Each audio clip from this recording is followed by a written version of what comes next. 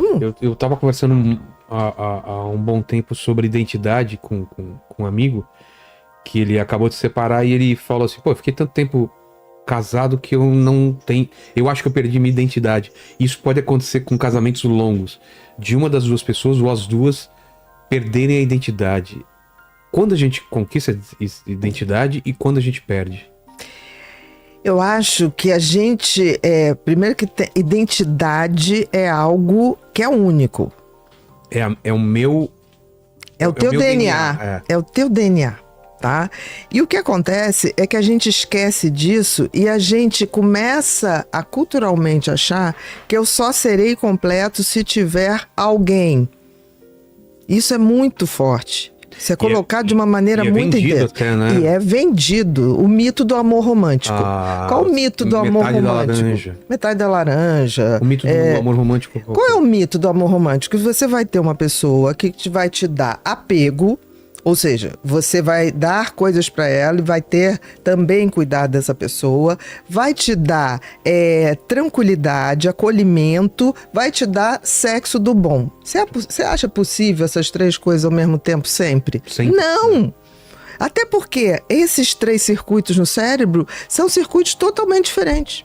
Então, se eu estou acionando um, eu não estou acionando o outro. Tipo aquele cara com os pratos, vários pratos... Você tem que ir rodando um aqui, roda outro. Exatamente, eles não vão rodar sozinho o tempo todo. Eu tenho que ter uma maestria para fazer aquilo, muito treinamento.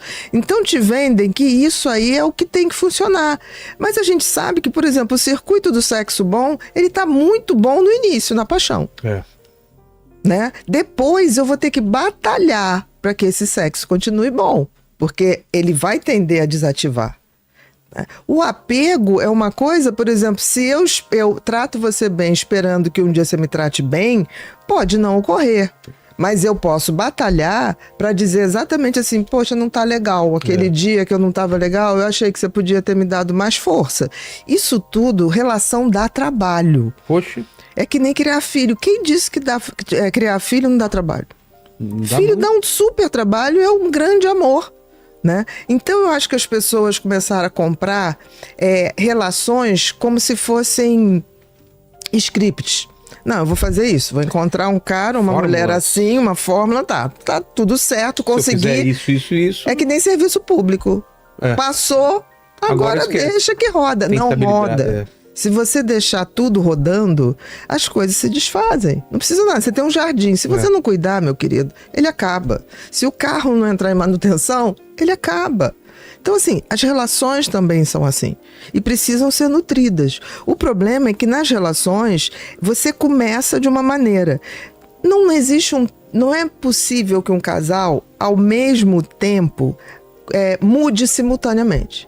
Um vai crescer mais intelectualmente, o outro vai crescer mais fisicamente, financeiramente, e isso tem que ser muito colocado. Espiritualmente, é muito difícil.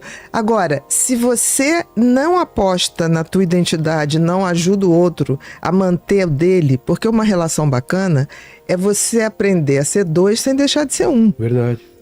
Então, se você joga tudo numa relação, esquece. O dia que a relação acabar, você acaba. Você perde metade da sua identidade. É como se fosse perna. Eu costumo dizer que a gente tem duas pernas. Uma é a profissional, outra é a afetiva. Você tem que equilibrar as duas. Se você hipertrofiar uma e a outra ficar toda magrela, não tem jeito. Uma hora você vai ficar manco.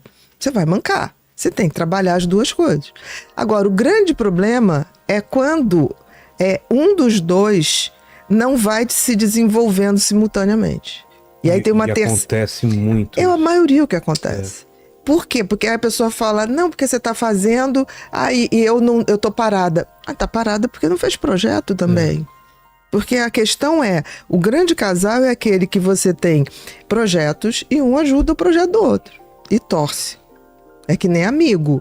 Amigo que aparece só quando você tá doente é até bom. Mas o amigo que torce pelo teu sucesso, esse é muito mais amigo. Verdade. Porque todo mundo quer ver o outro bem, mas não melhor que ele. Então é muito fácil um amigo, quando você tá mal, chegar e dar tapinha nas costas. O que você tá precisando? Porque ele se sente superior. Isso é do ser humano. Agora, é muito difícil você ter um amigo que vê o sucesso do outro e fala, cara, tá arrasando. Bacana. Assim, de sentir bem pelo sucesso do outro. A gente sabe que não é tão assim. Então, por exemplo, o sucesso é um preço caríssimo. Poxa. É um preço caro. Outro dia eu estava brincando que o sucesso é uma escada. E uma escada que deve ter para mais de 10 degraus. Mas é assim, frustração, erros, dificuldades, inveja, traições. Isso tudo está nos degrauzinhos. Mas aí quando você chega lá, todo mundo quer o teu lugar, mas não sabe o degrau que você pegou. Todo mundo querendo ocupar isso daí, não sabe o preço. Não sabe o preço. Você chegou a ver um áudio do Whindersson que viralizou esses dias? Não.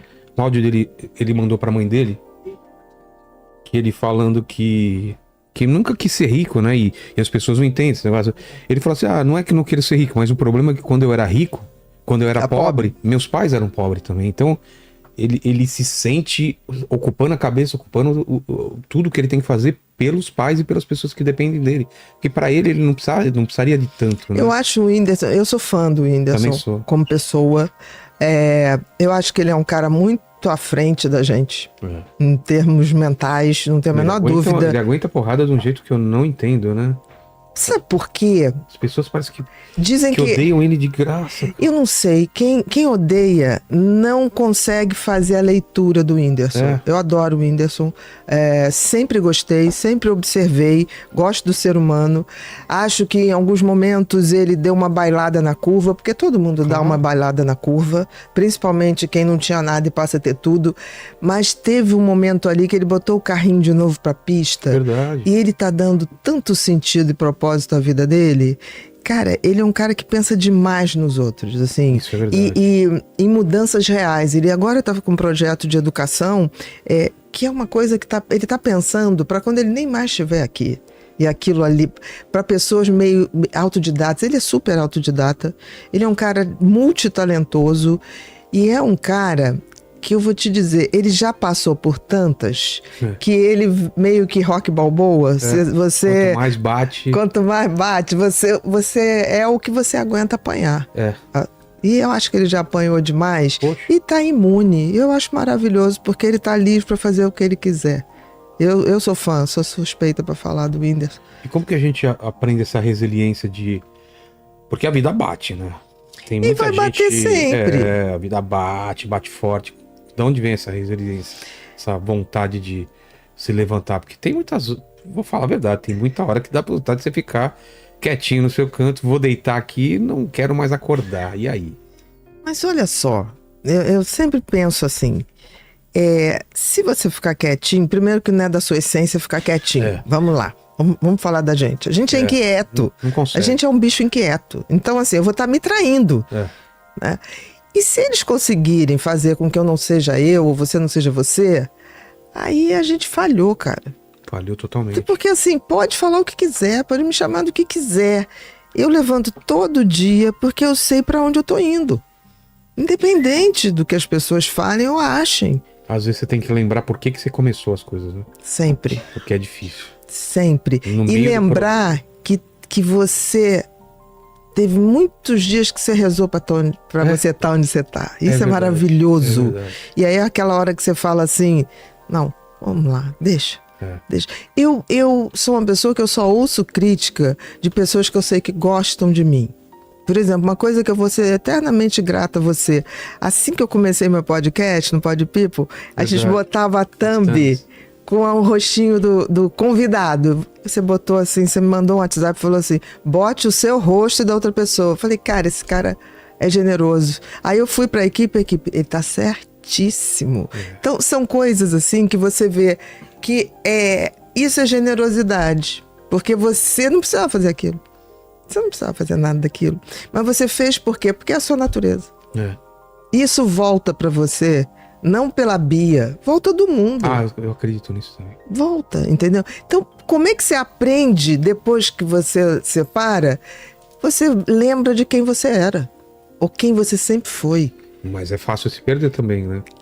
É fácil, mas se você não lembrar que você sempre existiu antes da relação, aí você vai estar traindo a você.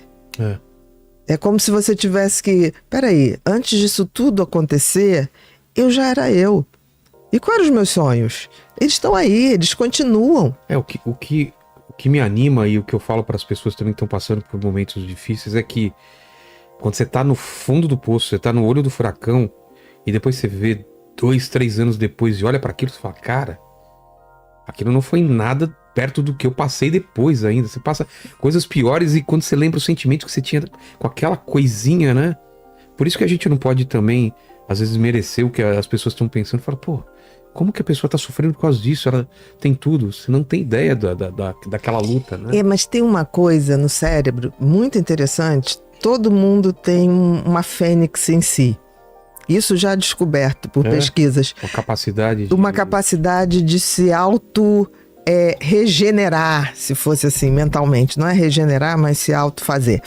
O que acontece é que quando você está numa situação dessa, tem uma hora que tem um circuito que, se você deixar acionar, aciona da seguinte maneira: não suporto mais estar assim.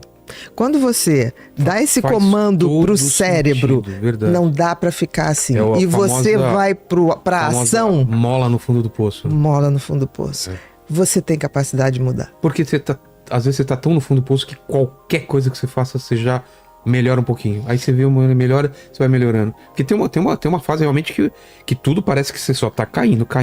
Chega uma hora que você bate no fundo. Não, é aquela hora que você fala assim, cara, seja o que for, hoje eu vou levantar e hoje eu vou andar.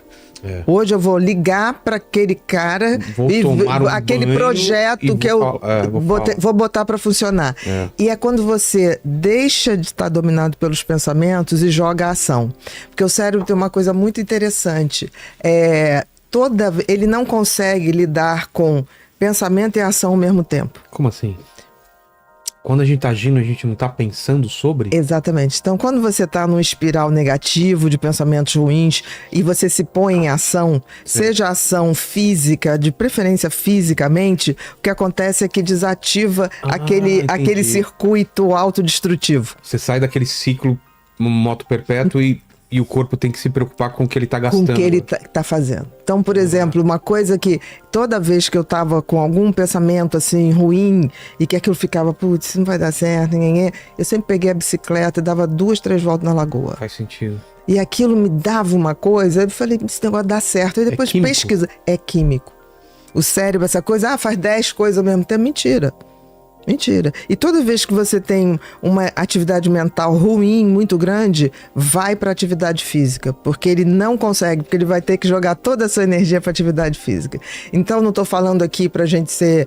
a gente que é muito intelectual, a gente tem dificuldade de lidar com a atividade física. Mas eu vou te dizer uma coisa, ultimamente, cada vez eu vejo que isso me faz bem. Não para ter musculatura, nada disso. É para poder tirar meu cérebro de algumas ciladas, e eu sei que se eu for, ele sai dali. E aí, a partir dali, eu já vou para outra coisa.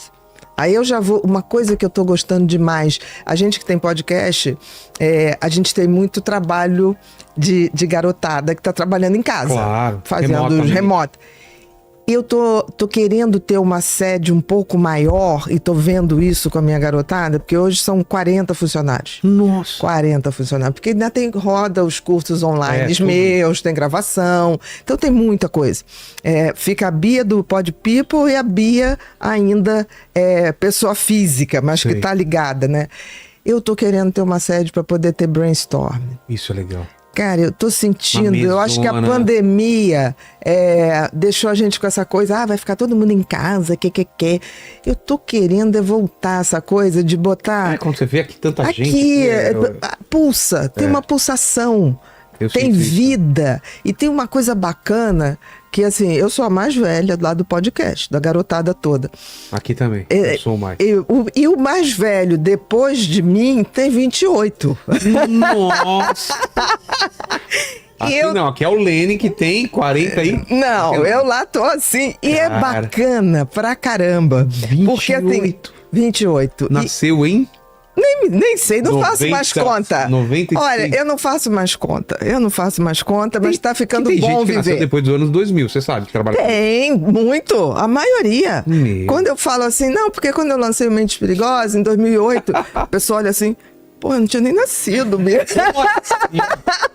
Aí eu falei assim, mas eu vou te contar, foi um ano muito legal, quase que o mundo quebra e tá. Então, assim, é tão bacana que eu vou, quando a gente fez o brainstorm, eu vou falando de coisa, eu falei, não, tem que lembrar disso, daquele caso. Aí todo mundo, que caso, Bia? Eu falei, bota no telão, esse caso é isso. Porra, não sabia que existia isso. Quando eu falei outro dia, anorexia nervosa, eu falei, não, aquela menina, Karen Carpenter, dos Carpenters. Verdade. Carpenters. Falei, vocês nunca ouviram? Bota o som dos Carpenters. Ai, essa música é linda. Vê aí quem regravou. Porra, é muito bonito. Eu falei, vocês têm que se atualizar. Eu me atualizo em vocês, vocês têm que se atualizar em mim. E isso dá uma dinâmica de vida que é fantástico. Outro dia as pessoas, temos que gravar a versão 2 do curso. Eu falei, eu tenho uma ideia. Eu dei uma ideia tão fora do padrão. Eles falaram, eu não sei se isso vai dar certo, mas se der certo é genial. Não tô vendo ninguém fazer. Eu falei, então me prepara um projeto para semana que vem. Porque isso faz a gente estar vivo no nosso tempo. Verdade. Senão você fica com aquela, a mesma música, a mesma coisa. Eu amo música e tem uma geração, eu sou muito de MPB. Não sei se você, porque a gente viveu o auge do MPB. Verdade. Né? Tem uma garotada fazendo MPB que tá reinventando a MPB. Incrível. Que é muito bom. Aquela Gabriela que saiu do Melim. Tem a Malu do pagode. Cara, eu me fascino. Não sei, eu vou fazer alguma coisa em relação a isso, em termos de divulgar